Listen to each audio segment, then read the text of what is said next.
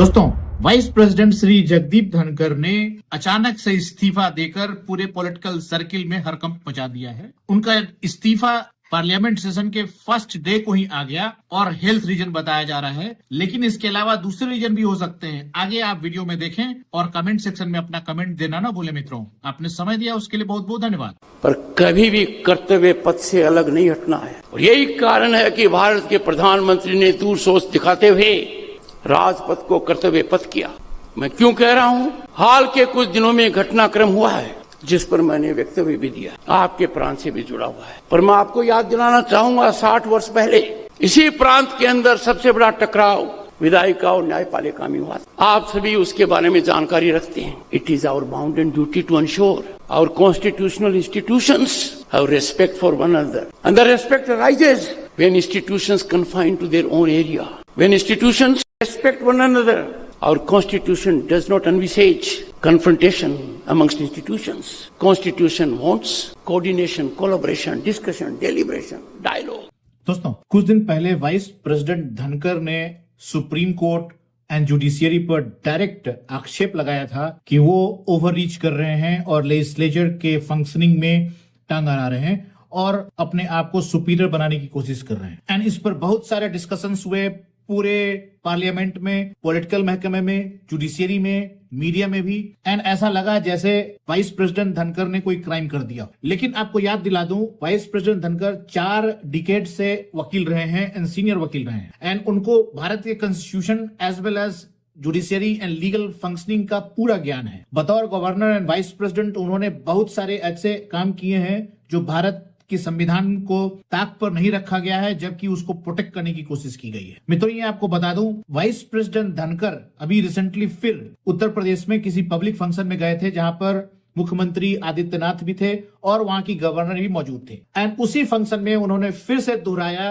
कि जुडिशियरी को over reach नहीं करना चाहिए। उन्होंने ये भी कहा कि जुडिशियरी का डीप रिगार्ड है, और लेकिन जुडिशियरी का डीप रिगार्ड का मतलब ये नहीं है कि जुडिशियरी ओवर रीच करने लगे। मतलब ये न तो लेजिस्लेचर ऊपर है, न जुडिशियरी ऊपर है, सबसे ऊपर है कॉन्स्टिट्यूशन। कॉन्स्टिट्यूशन जो हमें कहता है उसको फॉलो करना चाहिए, और कॉन्स्टिट्यूशन ने बैलेंस ऑफ पावर रखा हुआ है। जुडिशियरी को कोई राइट नहीं है लॉ बनाने का, उसका काम है लॉ को इंटरप्रेट करने का। सिमिलरली लेजिस्लेचर कोई जजमेंट नहीं दे सकता। लेजिस्लेचर का काम है लॉ बनाना और आगे जजमेंट देने का काम जुडिशरी का है। तो ये एक क्लियर कट डिवीजन है, और उस डिवीजन को अगर आप ब्रेक करने की कोशिश करते हैं एंड एक तरफा विचार रखते हैं, डायलॉग नहीं करते हैं, अपने कंसर्न शेयर नहीं करते हैं, तो ये जुडिशियरी और एग्जीक्यूटिव और लेजिस्लेचर इन तीनों के बीच में एक प्रॉब्लम क्रिएट हो सकता है जो डेमोक्रेसी के लिए अच्छा नहीं है। उन्होंने इनडायरेक्टली रेफरेंस दिया उन पार्टियों के लिए, उन वकीलों के लिए,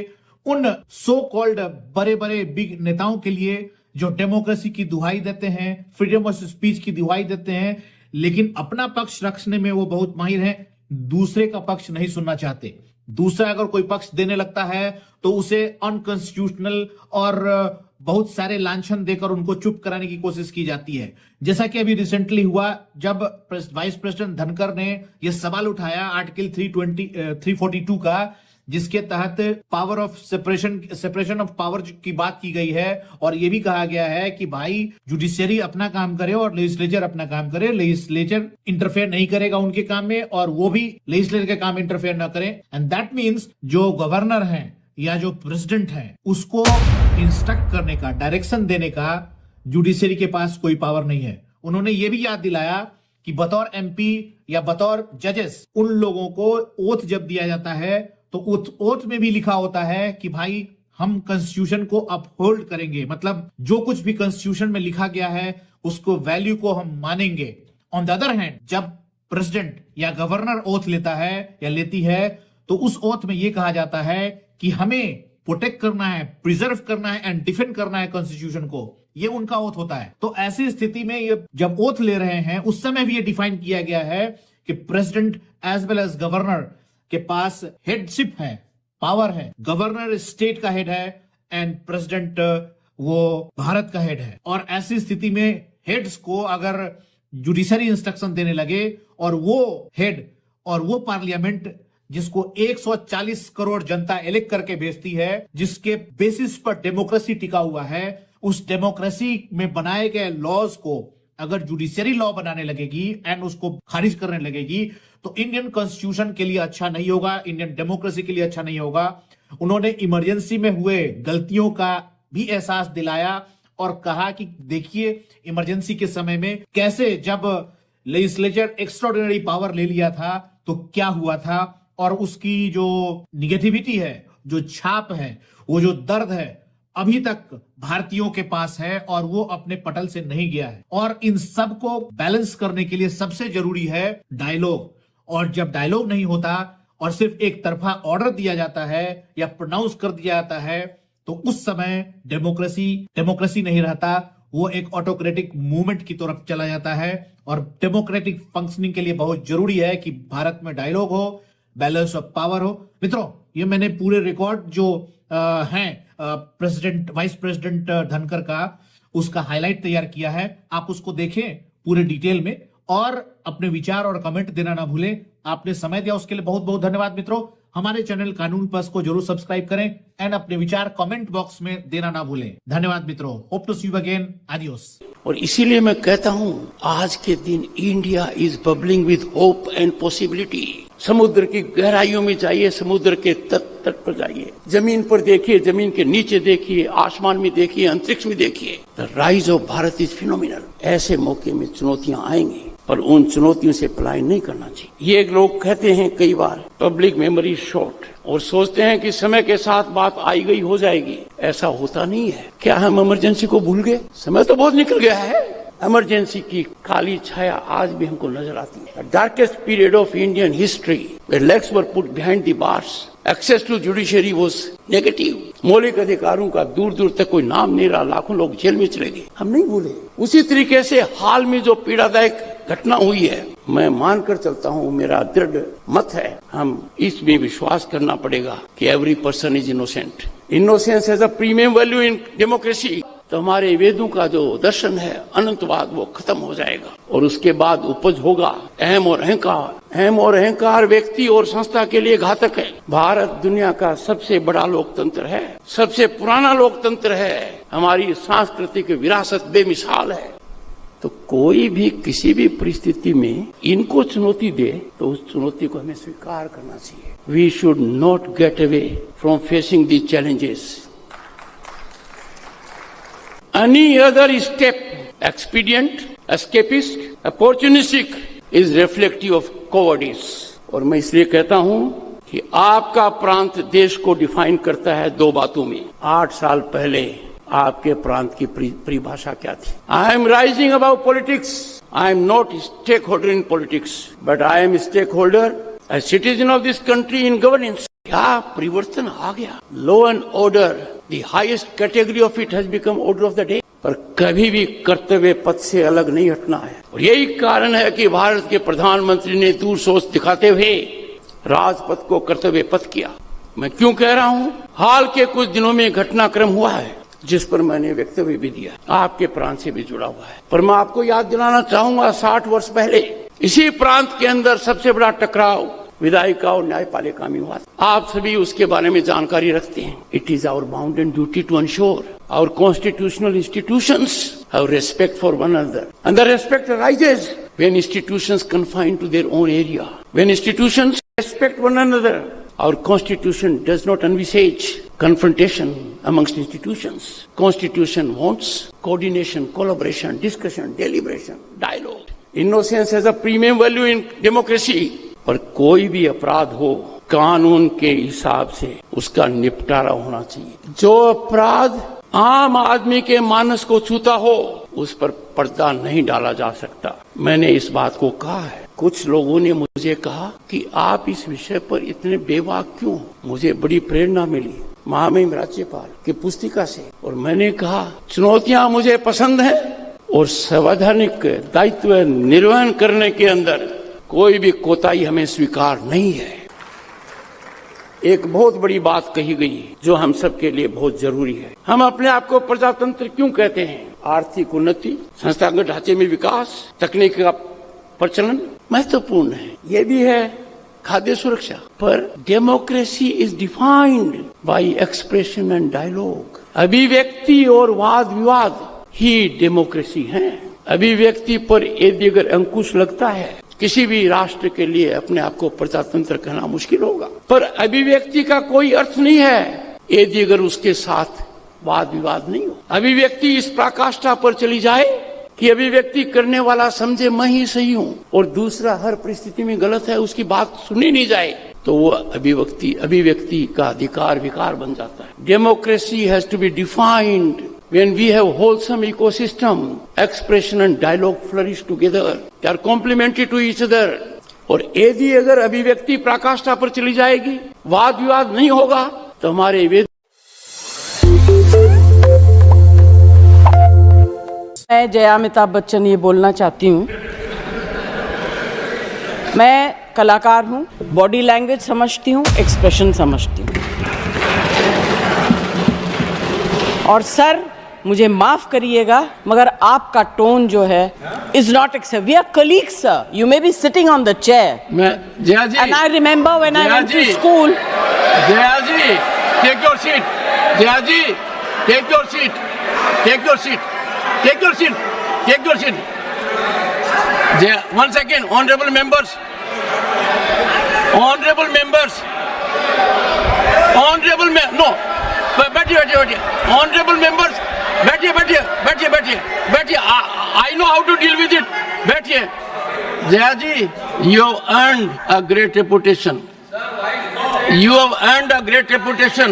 You know, an actor is subject to the director. You have not seen what I see from here. Every day, I don't want to repeat. I don't want schooling. I am a person who has gone out of the way. And you say my tone? No, she's given to you. No, you don't have floor now. No, enough of it. Enough of it. No, enough of it. You can't have it. You may be anybody. You may be a celebrity. You have to understand the decorum. No, nothing doing. Nothing. No, not at all. I will not bear it. One second. Please sit down. Please take your seat. No. Never carry an impression that only you build reputations. We come here build reputations. We live up to reputations. Nothing doing. No. Question number 196. Sushmita Dev. Sir, she's a member of parliament. How can you call her a celebrity, sir? She's a senior member of parliament.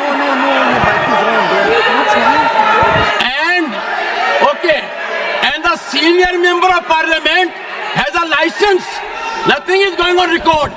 A senior member of the parliament has a license to run down the reputation of the chair, to question the tone and tenor.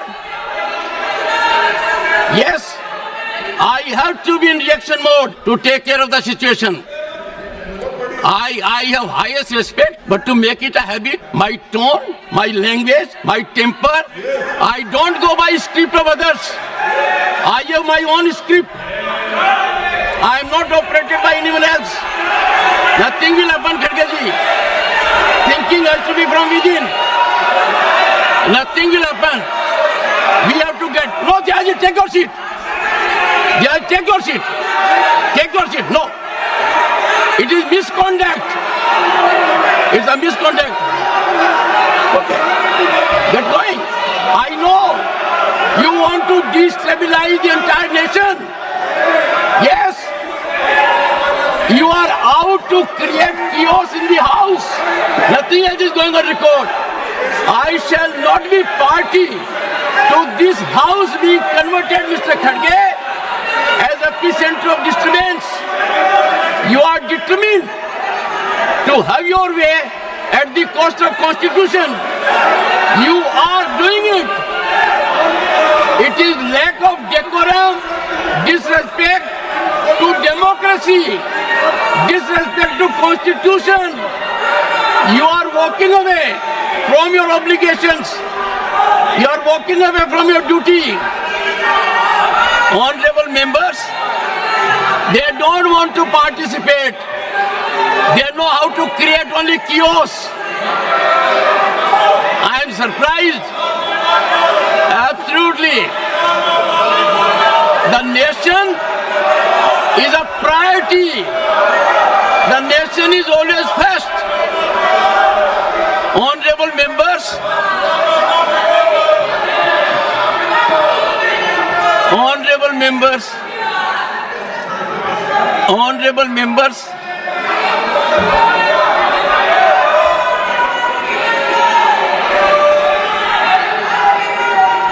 honorable members,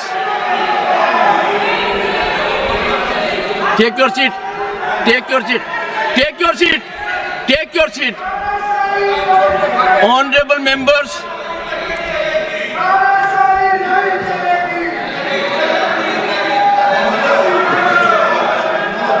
एक second. Honorable members, what a sad day. 9th August 1942. Call of Mahatma Gandhi, quit India. And this house paid tribute to the martyrs because we got freedom. They are quitting parliament. They are quitting their duty. They are quitting their oath to constitution. They are showing back not to the chair or to the house, to the constitution and their sense of duty. And how can we suffer? Leading lights of the ruling party, ultimate controllers of the opposition. Look at the difference. We are in the making of Bharat to be a Viksit Bharat. The world is recognizing us. Accolades are pouring in from all quarters. World Bank, IMF.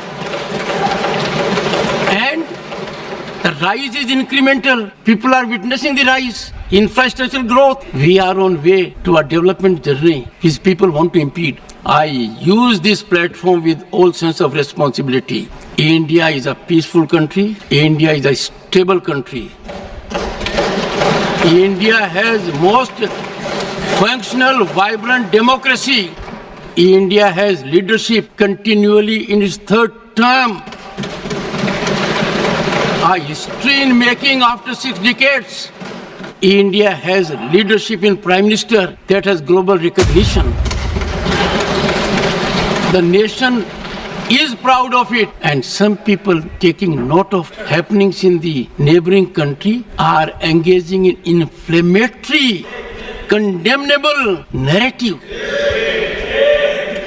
And the ideology to which they subscribe is in silence. It has become a habit, leader of the house, with some of them, that a segment will speak out against the nation. A segment will set at float a narrative which tarnishes our institutions, demeans our democratic culture, weakens our progress, and they will expel the gentleman and take back.